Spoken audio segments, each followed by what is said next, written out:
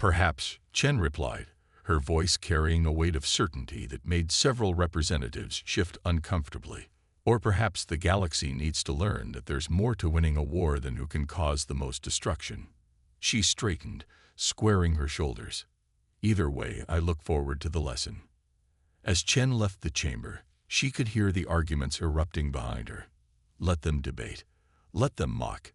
Humanity hadn't survived centuries of warfare by accident, and they hadn't joined the galactic community to be pushed around. They'd come to teach. The price of honor. 3 months after humanity's controversial admission to the Galactic Confederation, the Arcturian Empire decided to prove their point. A battle group of 30 warships dropped out of hyperspace near the human colony of New Eden, their crystalline hulls refracting starlight like deadly prisms.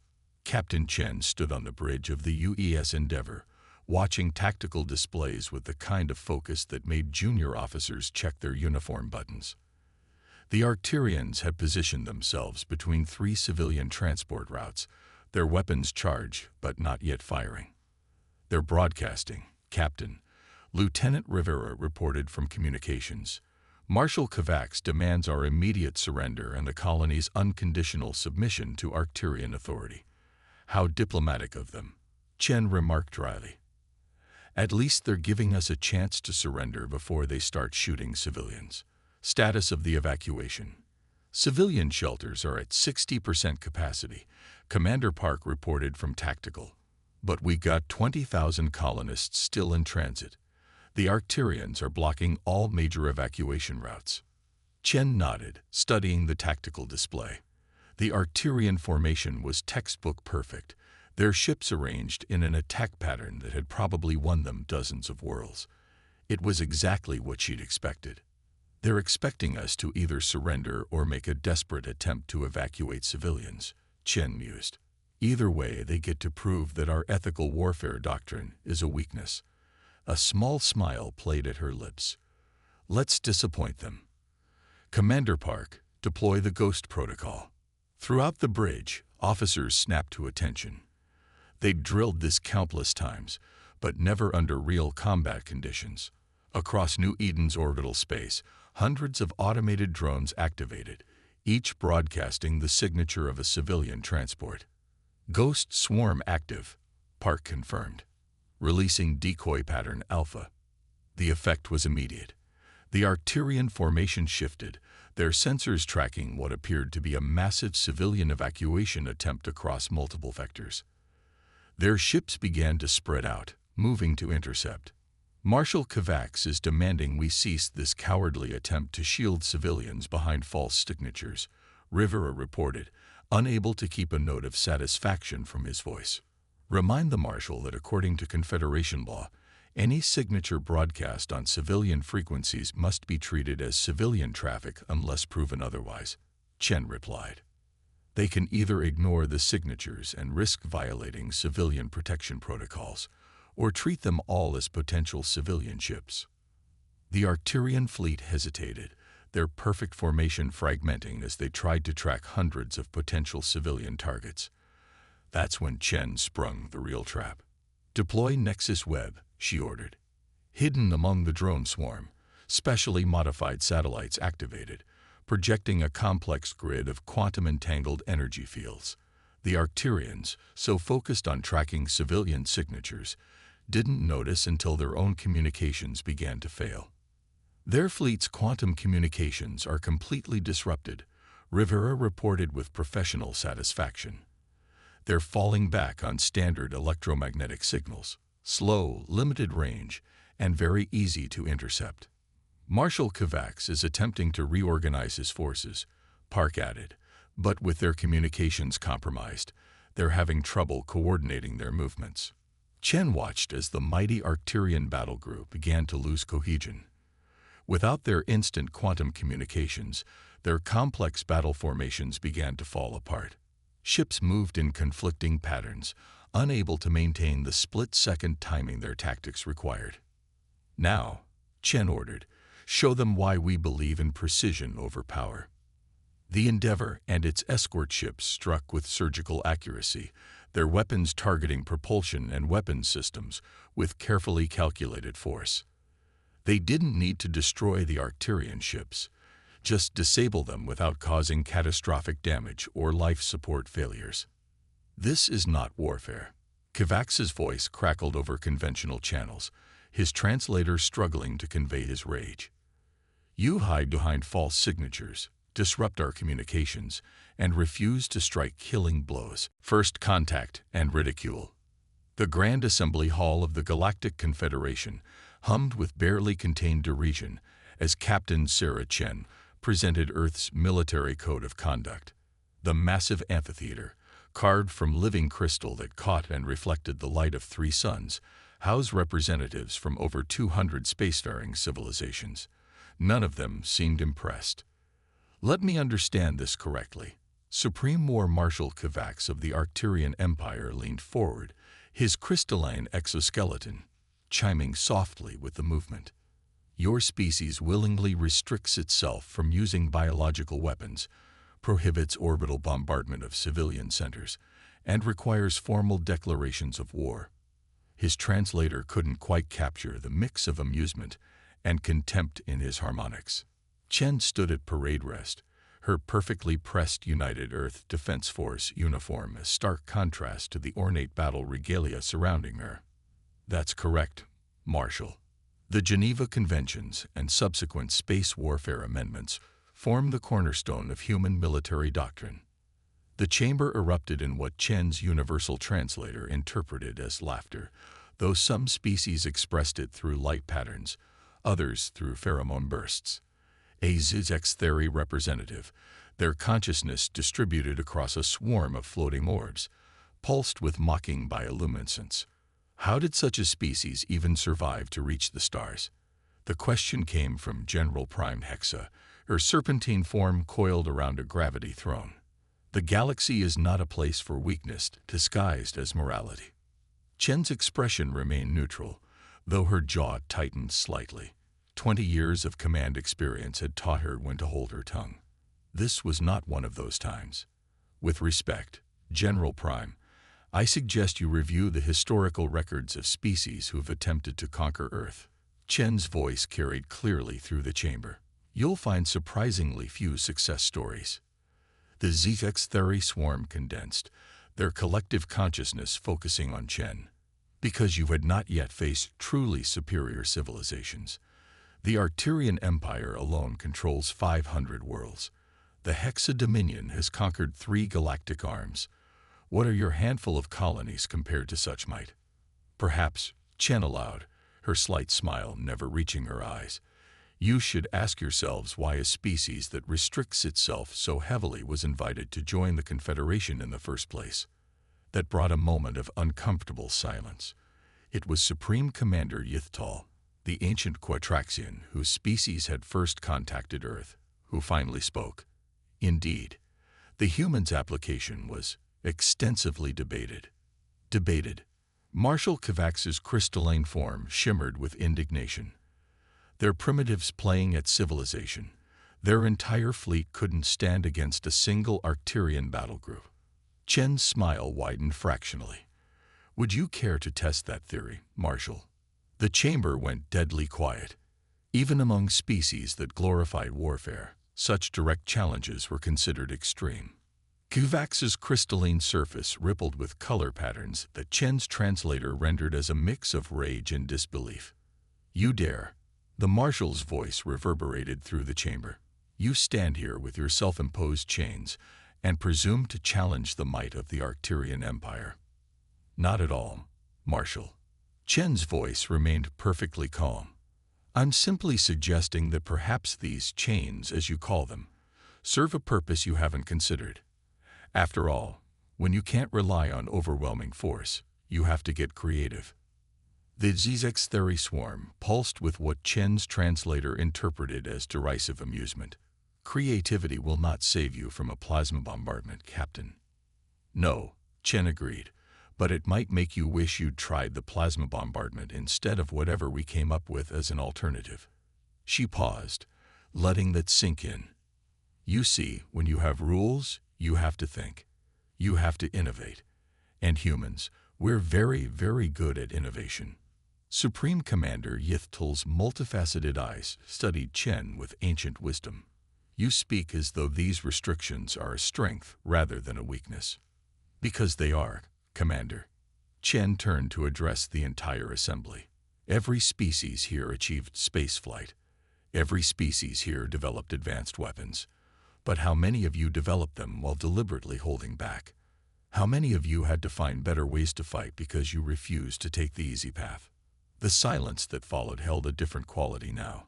There was still dismissal, still contempt, but underneath it all, Chen detected something new: uncertainty.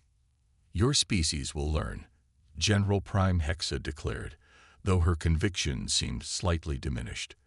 The galaxy will teach you that such idealism has no place in modern warfare. No, Marshal, Chen replied calmly. This is warfare with rules. You assumed our restrictions made us weak. Instead, they forced us to think beyond simple destruction, to find ways to win without wholesale slaughter.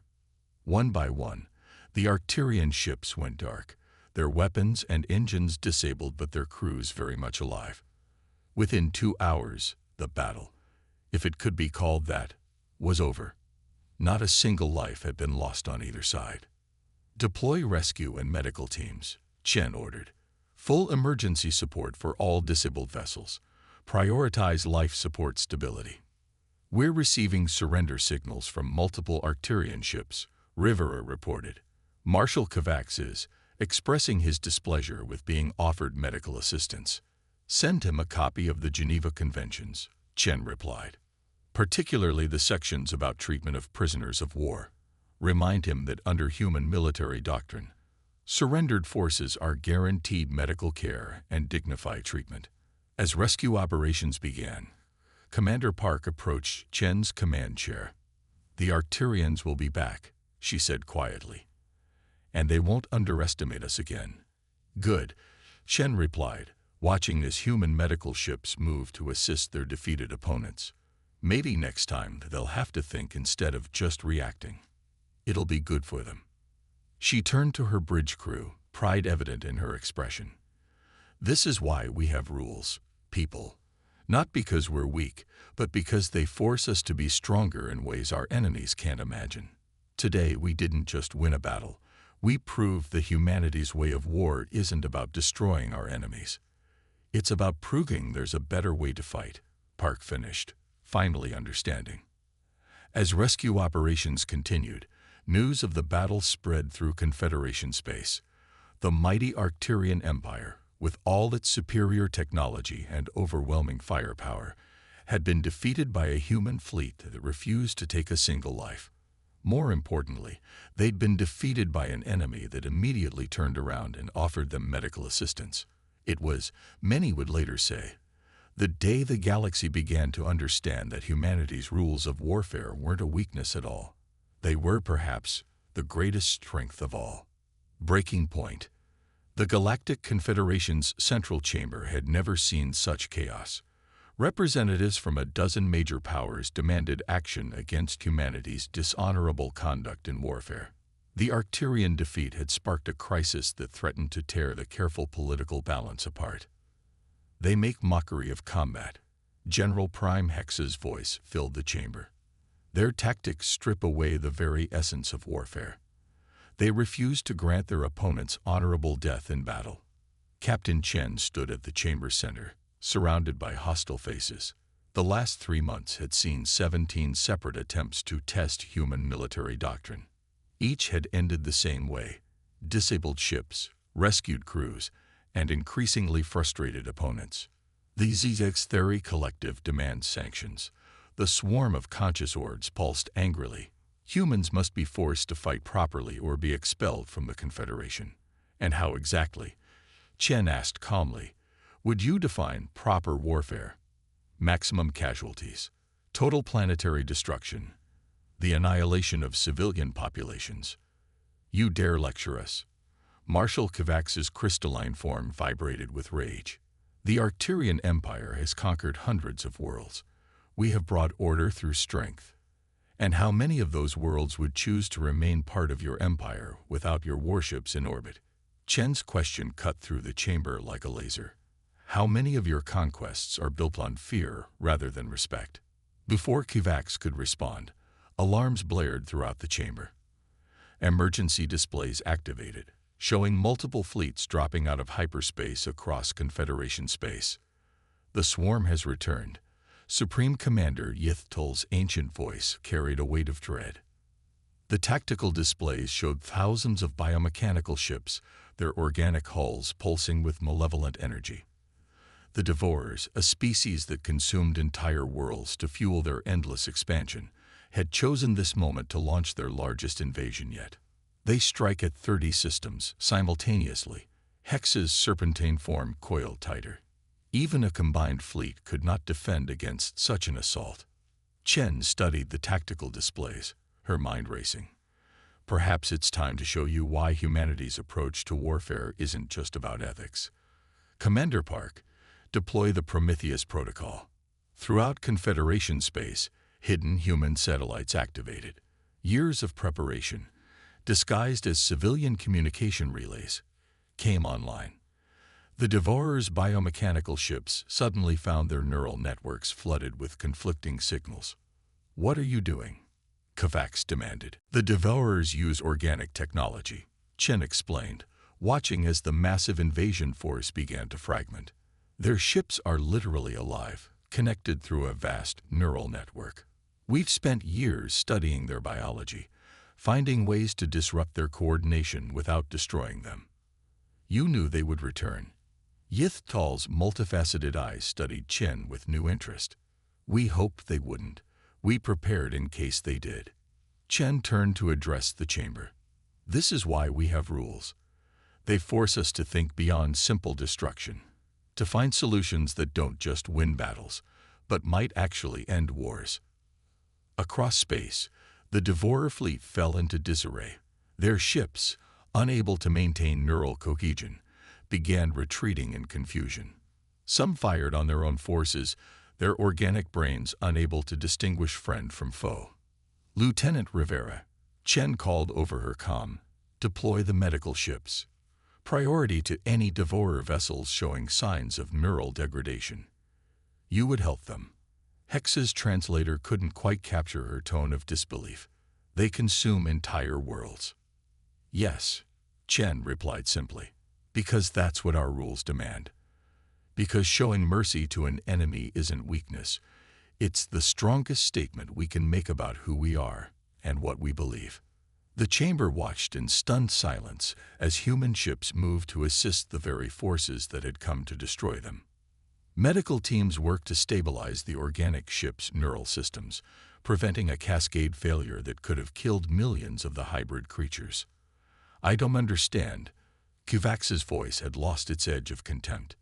You had the perfect opportunity to destroy them, to end the threat forever, and become what we fear. Chen shook her head. The moment we abandon our principles for convenience is the moment we lose what makes us human. Besides, she smiled slightly. There's more than one way to end a threat. As if on cue, reports began flowing in. The stabilized Devourer ships were responding to communication attempts for the first time in recorded history. Their organic technology, freed from the overwhelming drive to consume, showed signs of genuine sentience. You didn't just stop them, Yithtul realized. You freed them. The compulsion to devour worlds was programmed into their neural networks, Chen confirmed. A kind of biological imperative we discovered during our research. By disrupting it, we gave them a choice for the first time. The implications rippled through the chamber. Humanity hadn't just defeated the greatest threat to the Confederation.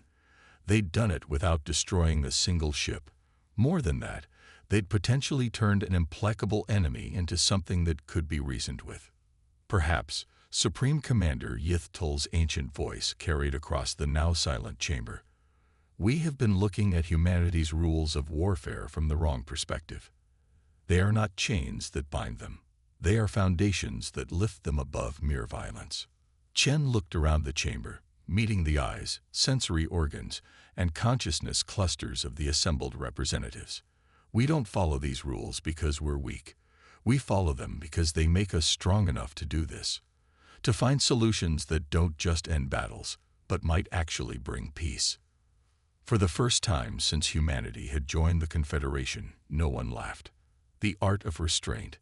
The observation deck of the UES Endeavour offered a perfect view of history in the making. Captain Chen stood with Marshal Kovacs, watching as human medical ships worked alongside Arcturian vessels to assist the transformed Devourer fleet. The crystalline commander's presence on a human ship would have been unthinkable just months ago. "I still don't fully understand," Kovacs admitted, his crystalline form reflecting the starlight. "Your species had the knowledge to disable the Devourers all along. You could have used that same technology to cripple any organic-based ships in the Confederation, including several of our most powerful allies. We could have," Chen acknowledged, "just like we could have developed bioweapons, planet crackers, or any number of other devastating weapons, but that's not who we are. So your ethics truly are your strength." Kovacs's voice carried a new note of respect. "By forcing yourselves to find alternatives to destruction, you develop solutions we never even considered." Before Chen could respond, Lieutenant Rivera's voice came over the comm. "Captain, we're receiving a priority transmission from the Zigzatheri Collective. They're requesting immediate assistance."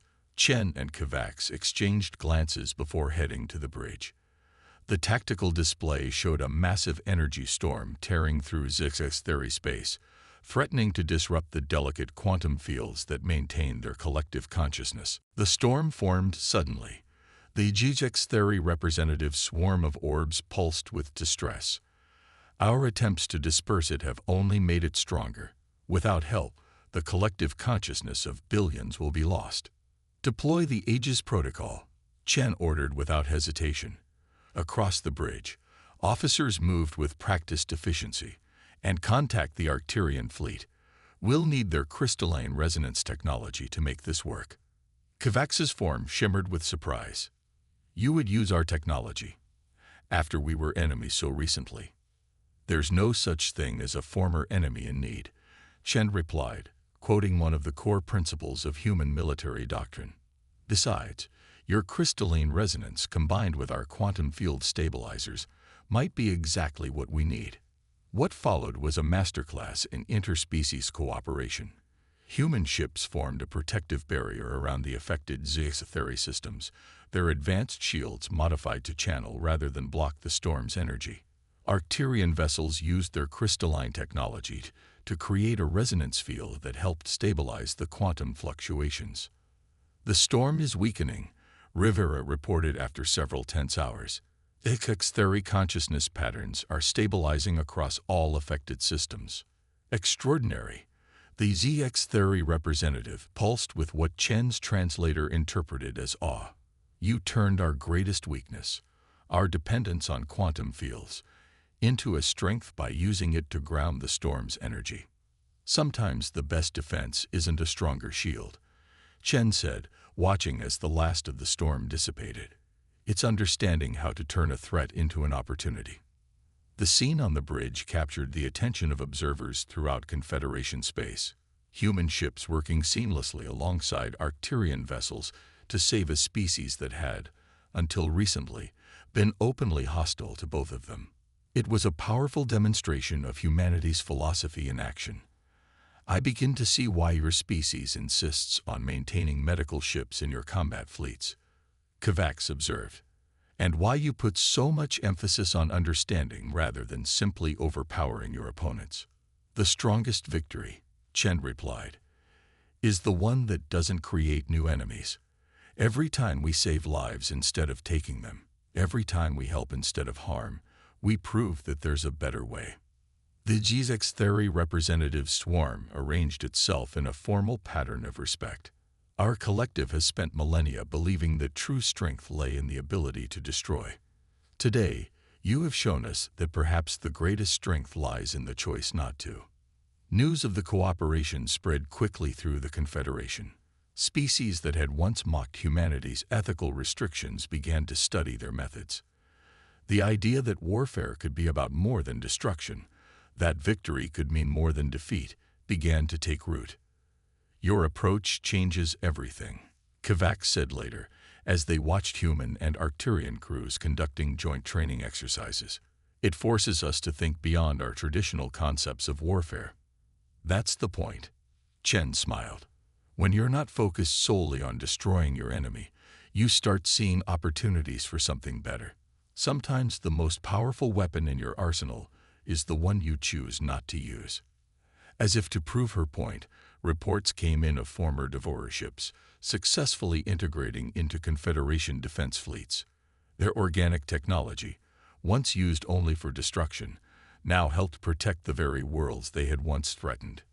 We were wrong about your species, Kovacs admitted. We saw your rules as chains holding you back. We never understood that they were actually pushing you forward, forcing you to evolve beyond simple combat into something far more powerful. The art of restraint, Chen said softly, watching the mixed fleet exercises. It's not about what you can do. It's about what you choose not to do, and what you create instead. Across Confederation space, a new understanding was taking hold. Humanity's ethical warfare wasn't a sign of weakness. It was the foundation of a revolution in how civilized species approached conflict, and it was changing the galaxy one saved life at a time.